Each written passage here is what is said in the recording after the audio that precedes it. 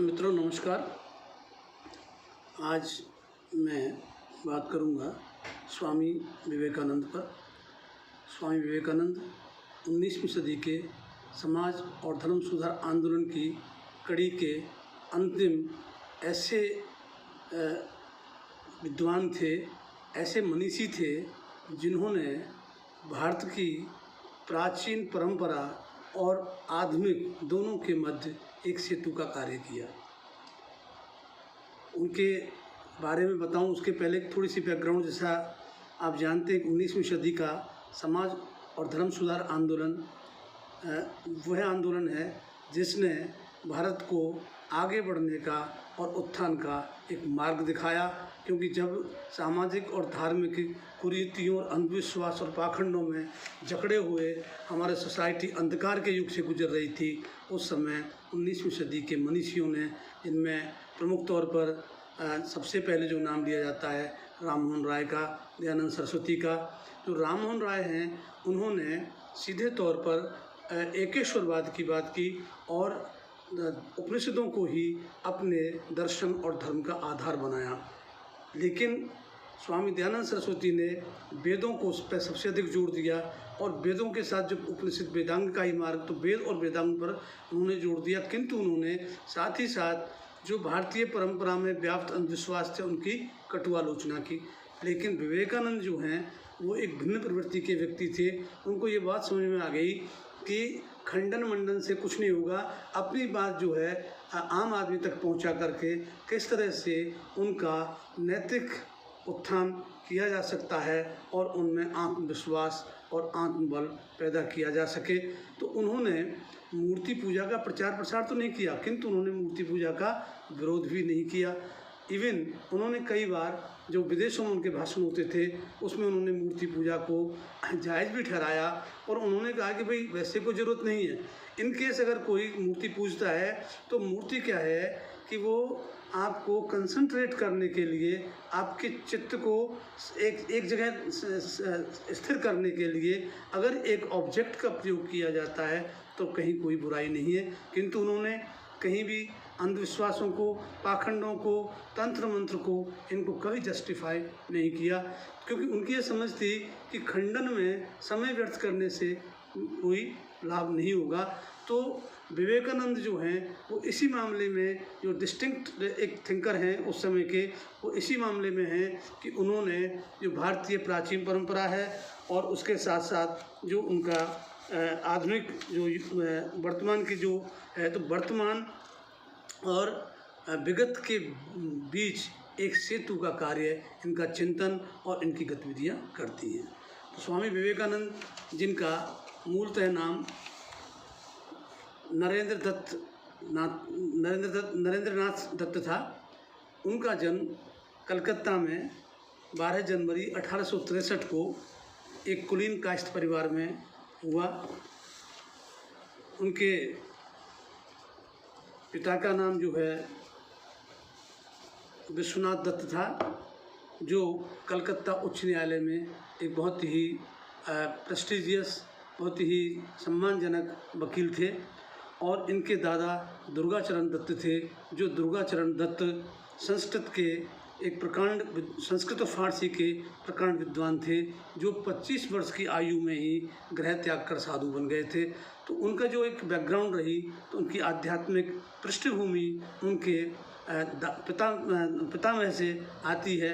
और उनके पिता जो कि एक मॉडर्न लॉ लीगल प्रोफेशन में थे, उनका जो सोचने का जो विधान था वो बहुत ही विस्तृत था। और ये जो नरेंद्रनाथ दत्त, जो कि स्वामी जी का, स्वामी दयानंद सरस्वती का पहला नाम, बचपन का नाम है, ये 9 भाई बहन थे, तो संख्या में भी पर्याप्त थे। लेकिन ये जो हैं, इन्होंने कलकत्ता विश्वविद्यालय से 1884 में स्नातक की उपाधि ग्रहण की और वे अपने विद्यार्थी काल में ब्रह्म समाज, जो कि राजा राम मोहन राय द्वारा स्थापित हुआ था, उसी ब्रह्मो परंपरा के साथ इनका जुड़ाव था। और उनके संयोग, उनके जो विचार थे, उनके विचारों पर इनके ऊपर गहरा प्रभाव था। और ये विज्ञानवाद के बहुत बड़े समर्थक थे, इसलिए इनका रुझान धीरे धीरे अनीश्वरवाद की ओर हो रहा था। तो असली बात यह है कि जब आदमी, एक तो होता है कि परंपरागत चीज़ को रट के चल देता है, एक ही होता है कि जो चीज़ें उपलब्ध हैं उनको वो देखता है कि कौन सा बेटर है। तो वो जो हैं आधुनिक शिक्षा के प्रभाव में अनीश्वरवाद की ओर प्रवृत्त हो रहे थे। किंतु इसी बीच क्या हुआ, ग्रेजुएशन लगभग करने को ही थे तो 1882 में उनकी भेंट रामकृष्ण परमहंस से हुई। रामकृष्ण परमहंस बहुत पढ़े लिखे व्यक्ति नहीं थे, वे आध्यात्मिक थे और जिसको मिस्टिसिज्म कहते हैं, रहस्यवाद, तो रहस्यवादी एक तरह के विचारक थे। वो कलकत्ता के समीप ये स्थान है दक्षिणेश्वर, और दक्षिणेश्वर में काली के पुजारी थे। सिंपल थे, कोई बहुत ज्ञानी नहीं थे, किंतु उनका व्यक्तित्व इतना प्रभावित करता था कि जो लोग उनके पास जाते थे वे उनसे प्रभावित होकर के उनका अनुसरण करने लगते थे, क्योंकि उनकी जो व्यक्तित्व था उसमें कोई आकर्षण था। और उस आकर्षण का सबसे बड़ा कारण ये था कि वे जिस तरह के व्यक्तित्व थे वे बिल्कुल सेल्फलेसनेस जिसे कहते हैं, और वो पूरी तरह से आत्म केंद्रित ना होकर मानवता के कल्याण की बात सोचते थे। और उनकी साफ ये समझ थी कि एक तो यह है कि जैसे उनसे पूछा गया कि क्या आपने ईश्वर को देखा है, तो रामकृष्ण परमहंस ने कहा कि हाँ, मैंने ईश्वर को एक बार नहीं अनेक बार देखा है। तो उनका कहने का तात्पर्य नहीं था कि उनके कोई ईश्वर जिसके बारे में हम परिकल्पना करते हैं कि ईश्वर साक्षात प्रकट हो जाते हैं, ऐसे कोई ईश्वर साक्षात प्रकट नहीं होते, बल्कि ईश्वर एक अनुभूति होती है, एक ज्ञान है, परम तत्व है, उसकी अनुभूति हो सकती है। तो उन्होंने ये भी नहीं कहा मुझे अनुभूति हुई है, उनका कहना था कि मैं हर रोज़ देखता हूँ, क्योंकि जो मानव है ये ईश्वर की ही कृति है और हर व्यक्ति में मैं जो है ईश्वर को देखता हूँ। तो उनके जब संपर्क में आए 1882 में, 1884 में जाके ग्रेजुएट होते हैं, उसके पहले 1882 में जब वो गए तो जो अपर मिडिल क्लास था और न्यूली एजुकेटेड जो क्लास था कैलकाटा का, वो रामकृष्ण परमहंस के विचारों से बहुत ही अभिभूत थे, क्योंकि रामकृष्ण परमहंस ये मानते थे कि जो गरीब की जो सेवा है वही अपने आप में ईश्वर की सेवा है। तो बहुत ही विनम्र किस्म के और मानवतावादी और आध्यात्मिक निष्ठा के व्यक्तित्व थे रामकृष्ण परमहंस।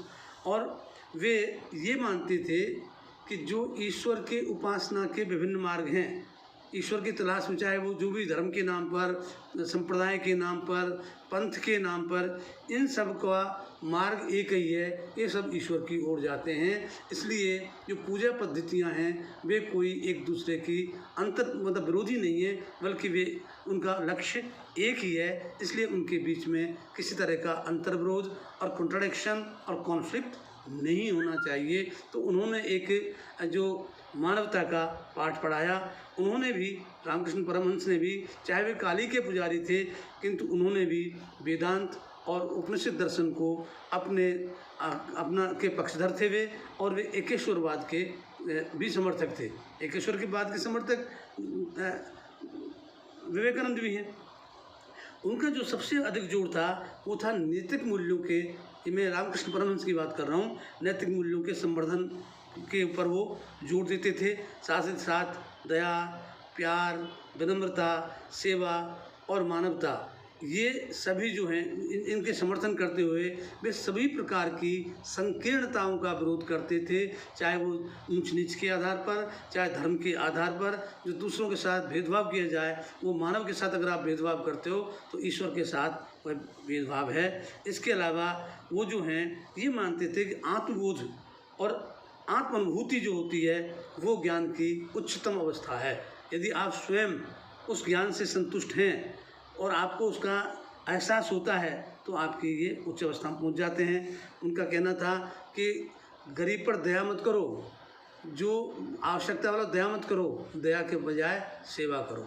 सेवा हमारा धर्म होना चाहिए, दया कोई धर्म की बात नहीं है, क्योंकि दया करने का मतलब तो आप बस दया कर दिया, लेकिन सेवा करिए, दया नहीं कीजिए। इसी तरह से वो कहते थे कि पतितों के सेवक बनिए। पतितों से मतलब ये नहीं गिरे हुए, पतितों से मतलब जो गरीब है, दरिद्र है, जो सामाजिक संरचना में जातीय आधारों पर जिसको नीचे स्तर पर पहुंचा दिया गया है, तो उनकी सेवा सबसे प्रमुख होना चाहिए। इस तरह से वे निर्धन, अज्ञानी, बीमार और लाचार मानव की सेवा का संदेश दिया करते थे। तो इन सब चीज़ों से यहाँ ईश्वर बीच में ज़्यादा नहीं आ रहे हैं, ना यहाँ पे मोक्ष की बात कर रहे हैं। वो कह रहे हैं भाई आत्मबोध हो गया तो बस आपको मोक्ष हो गया। ईश्वर को जानने के स्थान पर ईश्वर को अनुभव किया जाए, और ईश्वर को अनुभव तभी करोगे जब आप एक पतित की, आवश्यकतामंद की, दरिद्र की, बीमार की, लाचार की सहायता करेंगे, उसकी सेवा करेंगे। तो उनका जो है धर्म के व्यावहारिक पक्ष पर सबसे अधिक जोर था। तो ये जो रामकृष्ण परमहंस हैं, उनके संपर्क में आने के बाद जो है इनके जीवन में बदलाव आने लगा, और 1886 में उनके गुरु रामकृष्ण परमहंस की मृत्यु हो गई। तो उसके पश्चात वो भी संन्यास की ओर प्रवृत्त हो गए। ग्रेजुएट 1884 में हुए थे, और 1886 में वे एक तरह से घर छोड़ करके सन्यासी हो गए, और वो भारत भ्रमण पर निकल गए। भारत भ्रमण के दौरान उन्हें राजस्थान में भी वो आए, और राजस्थान में ख़ास तौर पर खेतड़ी के राजा थे अजीत सिंह, उन अजीत सिंह के संपर्क में भी ये आए। और ऐसा माना जाता है कि 1893 में, क्योंकि 1886 में ये निकले हैं, और 1893 में जब विश्व धर्म संसद, जो कि पहली धर्म संसद थी, क्योंकि सबसे पहले इस धर्म संसद नाम का, या इसे हम अंतर्राष्ट्रीय धर्म का सम्मेलन कहें, तो ये विश्व धर्म सम्मेलन भी कहते हैं, विश्व धर्म संसद भी कहते हैं। तो इस संसद की स्थापना 1888 में ही हुई थी, और इसकी पहली कॉन्फ्रेंस जो है वो अमेरिका के शिकागो शहर में हो रही थी। तो उसमें इन्होंने अपनी रुचि जाहिर की। स्वामी विवेकानंद ने, ये भी कहा जाता है कि अमेरिका की यात्रा के पूर्व ही उन्होंने अपना नाम जो है नरेंद्र नाथ दत्त के स्थान पर विवेकानंद किया, और विवेकानंद नाम सुझाने में भी, जैसा कई जगह उल्लेख मिलता है, वो खितरी के शासक अजीत सिंह का भी उसमें योगदान रहा। उनका विवेकानंद जो है वो आपके व्यक्तित्व के आधार पर, तो ये नाम भी उन्होंने धारण इसके पहले किया। अब जब ये विश्व धर्म संसद हो रही थी, तो उसमें उन्हीं धर्मों के लोगों को, उनके लोगों को एज रिप्रेजेंटेटिव बुलाया गया था, जो स्थापित और रिकॉग्नाइज्ड जो है पंथ थे। तो इनके पास क्या, इनका पंथ तो कोई था ही नहीं इस समय तक, क्योंकि अभी तो ये तो जो है गुरु के साथ तो है, लेकिन कोई संगठन उनका नहीं है। तो इन्होंने ये बताया कि भाई मैं जो शंकराचार्य का सबसे पुराना जो सन्यास का वो है पंथ है, मैं उस सन्यासी पंथ से संबंधित हूँ, क्योंकि शंकराचार्य ने वेदांत की जो सबसे बड़े यहाँ पे स्थापना की है भारत में, वो शंकराचार्य हैं। लेकिन इस बात को मानते कैसे, तो जो विश्व संसद के लिए चयन करने वाला समूह था, उसमें ब्रह्मो समाज के प्रतिनिधि भी थे, और ब्रह्म समाज के प्रतिनिधि हैं मजूमदार ने इनका जो है नाम रिकमेंड किया। और इनके जाने के लिए पैसा कहाँ से आए, तो इसमें जो कंट्रीब्यूशन दिया, इधर खेतड़ी के शासक अजीत सिंह ने, मैसूर के शासक जो वाडियार शासक हैं उन्होंने, मद्रास में इनके शिष्यों ने, तो ऐसे करके इनकी यात्रा को जो है ये 1893 का जो शिकागो विश्व धर्म संसद है उसमें ये सम्मिलित हुए। और उसमें जब सम्मिलित हुए तो उनका जो संबोधन था, सब जैसा हर जगह उसका उल्लेख मिलता है, तो उन्होंने कहा मेरे अमेरिकन भाइयों और बहनों, जब उन्होंने संबोधन शुरू किया तो इसी से लोग उन पर मुग्ध होने लगे। अब ये उनका ये कहना था कि सभी धर्म, जो वहाँ उन्होंने संसद में भाषण दिया, उनका कहना था कि सभी धर्म जो हैं वे एक ही उद्देश्य के लिए कोशिश कर रहे हैं, इसलिए धर्मांतरण जो है व्यर्थ की चीज़ है, धर्मांतरण नहीं किया जाना चाहिए। उन्होंने यहाँ तक कहा कि भारत में जो लोग ईसाई धर्म के प्रचार में लगे हुए हैं, उन्हें इसके बजाय भारत में विज्ञान, तकनीकी, ज्ञान और दर्शन का प्रचार करना चाहिए, क्योंकि जो धर्म यहाँ के भारतीय लोग मान रहे हैं वह भी ईश्वर की तलाश में है। तो ईसाई धर्म उसमें कोई बहुत बड़ा इजाफा नहीं करेगा, कोई वृद्धि नहीं करेगा। उन्होंने स्पष्ट तौर पर ये अमेरिका के शिकागो सम्मेलन में कहा कि जो ईसाई मिशनरी भारत में धर्मांतरण को अपना उद्देश्य बना रखे हैं वो गलत है। पश्चिम के लोगों को यदि भारत में कुछ करना है तो वहाँ विज्ञान, तकनीकी, दर्शन और जो ज्ञान के क्षेत्र हैं उसमें प्रचार प्रसार करें। तो ये इनका धर्म संसद में भाग लेना बहुत ही उपयोगी रहा। और उसके बाद उनकी लोकप्रियता विश्व भर में हुई। 1895 मतलब 1893 में ये सम्मेलन हो गया। ये अमेरिका में रहे और अमेरिका में रहते हुए इन्होंने 1895 में अमेरिका में वेदांत सोसाइटी की स्थापना की। जो पहला संगठन स्थापित किए हैं स्वामी विवेकानंद वो है वेदांत सोसाइटी। ये अमेरिका में उन्होंने स्थापित की और इसमें हिंदुस्तान के लोग ही नहीं बल्कि जो इंग्लैंड में विभिन्न जगह के लोग रह रहे थे उन सब के साथ उन्होंने उसमें सम्मिलित किया। और उसके बाद ये यूरोप गए। यूरोप में आयरलैंड के इनकी प्रसिद्ध यात्रा जहाँ से वो सिस्टर निवेदिता इनकी एक शिष्या हैं, वे आयरलैंड की हैं तो वो इनकी शिष्या बनती हैं। फ्रांस में इनके काफ़ी शिष्य बने। तमाम यूरोप के देशों में ये घूमे। इसके अलावा इन्होंने चीन, जापान, मिस्र और ये जो आपका जो रोमन होली एम्पायर जो एरिया है उस क्षेत्र का भी इन्होंने भ्रमण किया।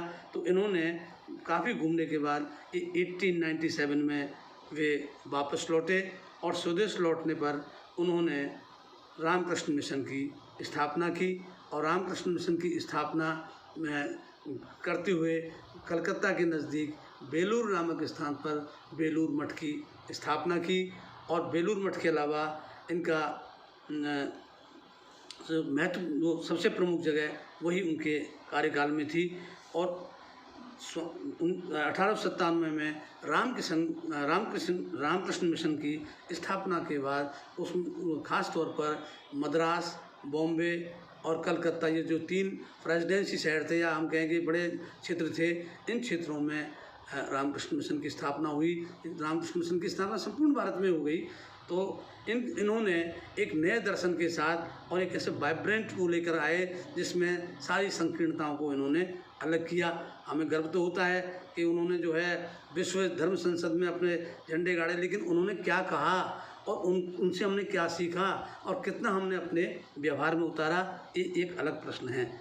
लेकिन जो आगे 4 जुलाई 1902 को मात्र 39 वर्ष की आयु में स्वामी विवेकानंद का निधन हो गया। लेकिन वे अल्पकाल के जीवन में ही अगर आप सक्रिय रूप से हम देखते हैं तो 1893 से लेकर के और 1902 9-10 साल के समय में वो इतना कुछ कर गए और अपने शिष्यों की एक बहुत ही मजबूत परंपरा न केवल बंगाल में तो आज भी रामकृष्ण मिशन बहुत पावरफुल है, बल्कि संपूर्ण भारत में अपने फॉलोअर्स के ये छोड़ गए। तो इसलिए तो जो बेलूर मठ है वो इनका प्रमुख स्थान है। रामकृष्ण मिशन की जो स्थापना की तो उन्होंने एक चीज़ खास रही, इनके जो विचार हैं वैसे तो उन्होंने भारतीय संदर्भों में सभी क्षेत्र में सामाजिक, आर्थिक, राजनीतिक, धार्मिक सभी क्षेत्रों में उन्होंने अपने विचार व्यक्त किए, किंतु उनका जो मूल दर्शन है वो समाज और धर्म में मिला हुआ है।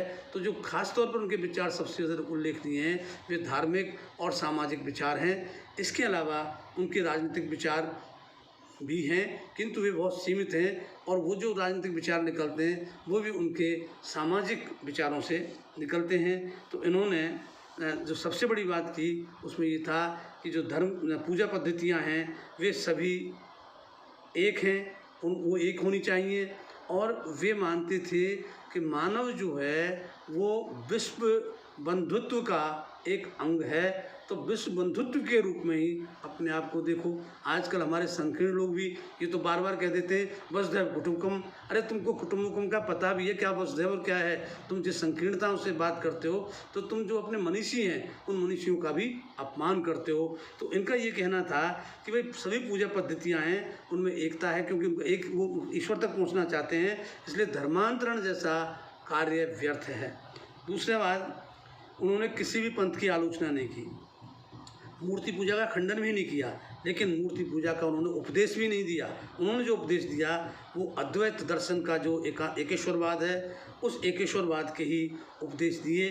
धार्मिक पाखंडों का जो दिखावा पाखंड है, उनका खुल कर के उन्होंने विरोध किया। जाति संकीर्णता, छुआछूत और सभी प्रकार की असमानताओं का उन्होंने विरोध किया।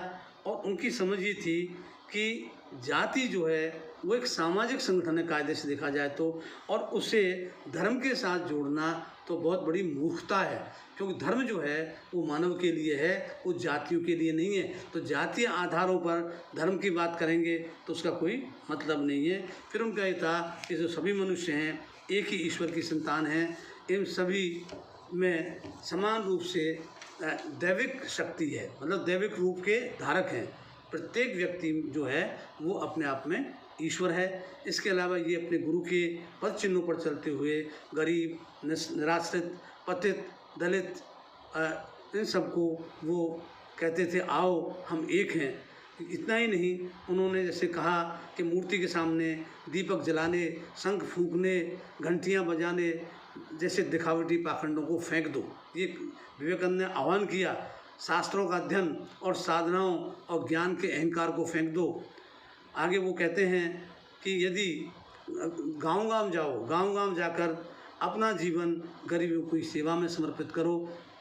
उस समय की जो भारतीय गरीबी है अभी भी कोई बहुत उसमें सुधार नहीं है, आज भी उनके विचार यहाँ हमको प्रासंगिक दिखाई देते हैं। उन्होंने धर्म के सामाजिक उद्देश्य पर जोर दिया कि इसका जो है सोशल रिलेवेंस होना चाहिए, सोसाइटी को किस तरह से धर्म ऊपर उठा सकता है और उसमें किस तरह से उसकी नैतिकता को बढ़ा सकता है। तो उन्होंने यहाँ तक कहा कि मैं ऐसे धर्म को नहीं मानता जो विधवा के आंसू ना पहुँच सके और अनाथ के मुंह में रोटी का टुकड़ा नहीं डाल सके।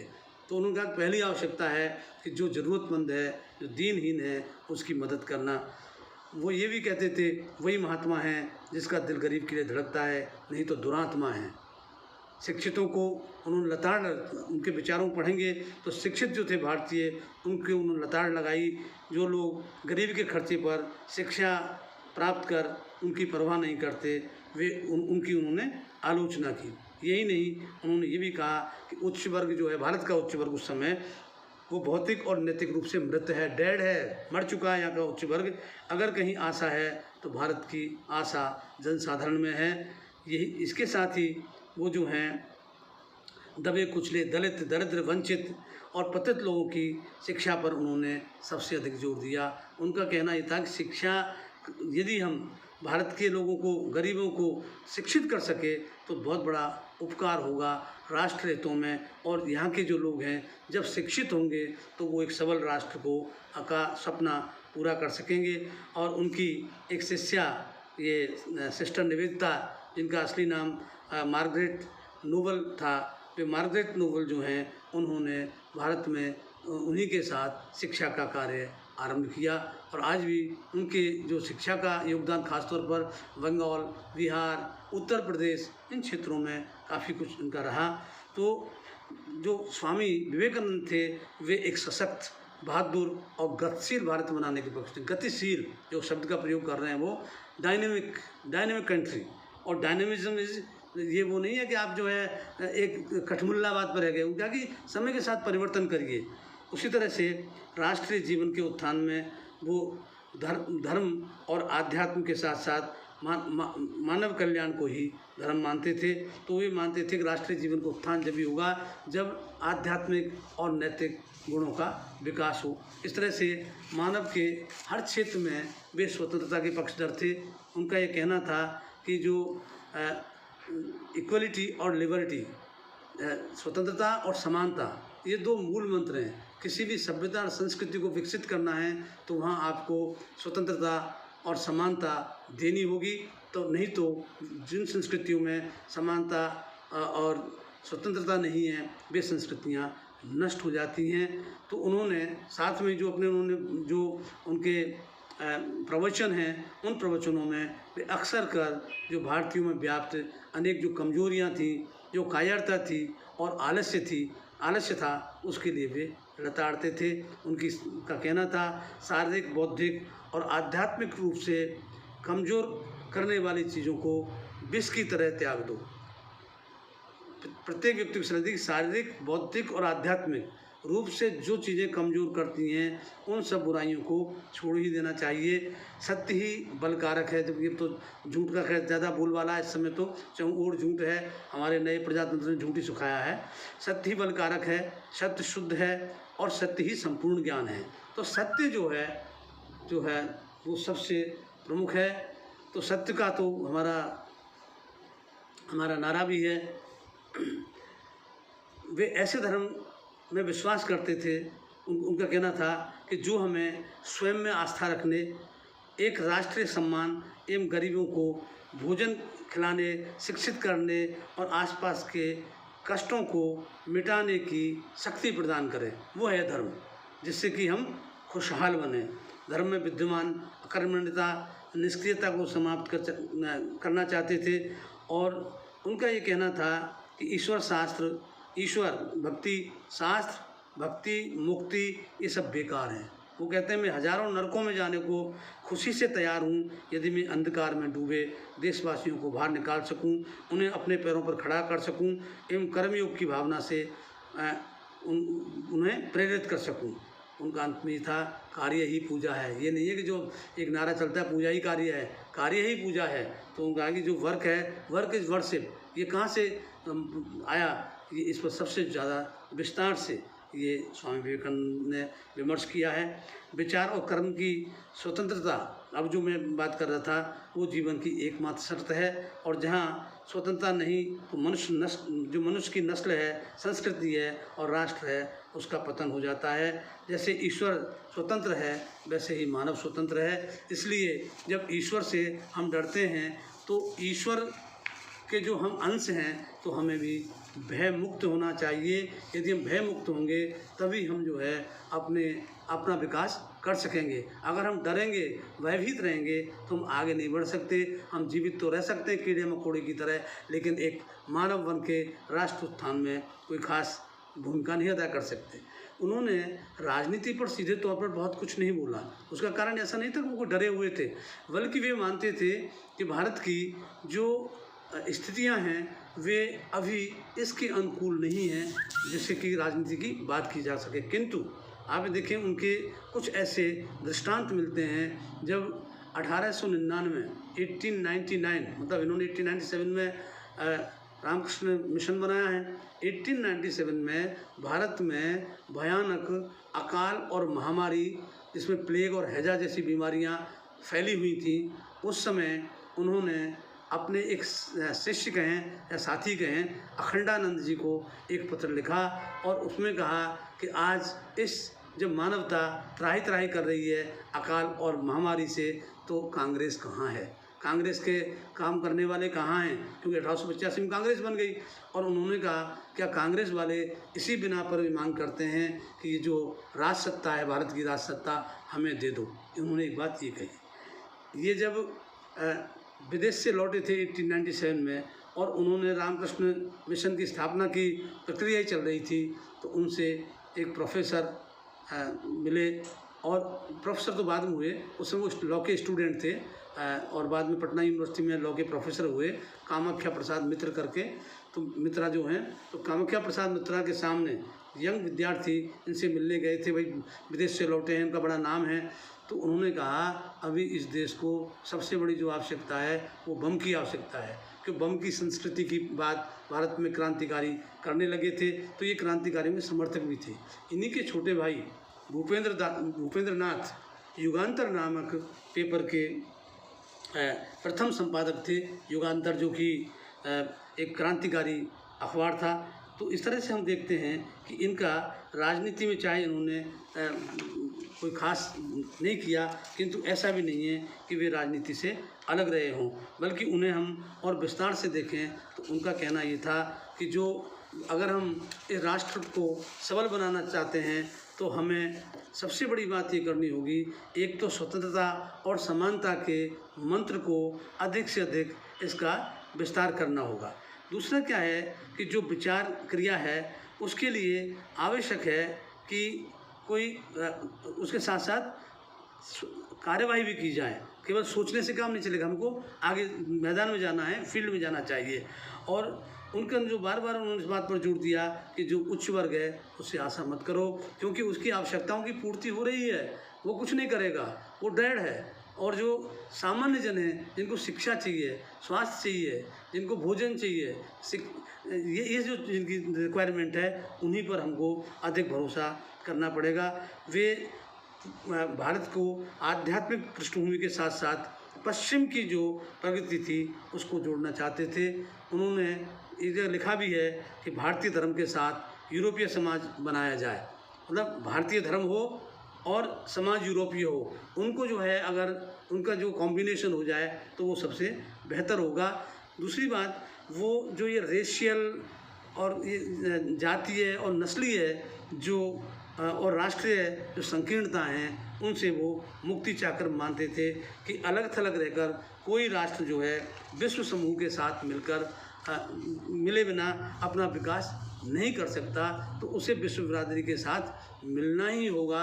तो आप ये देखें कि इनके विचार में यहाँ जो खास बात है वो जो अंतर्राष्ट्रवाद है, जो एक उभर रहा है पूरे विश्व में इस समय, तो उस अंतर्राष्ट्रवाद को माना कि जो सभी राष्ट्रीयताएं हैं वे एक दूसरे को गिव एंड टेक करती हैं, और उससे हमें परहेज नहीं करना चाहिए, बल्कि हमें अन्य राष्ट्रीयताओं के साथ भी मिलकर के चलना चाहिए। क्योंकि उनका ये था कि संपूर्ण विश्व में ही जब मानवता का विकास होगा, विश्व भाईचारे का जब प्रचार प्रसार होगा, तभी हम युद्धों से भी मुक्ति पाएंगे और अनेक चीज़ों से मुक्ति पाएंगे।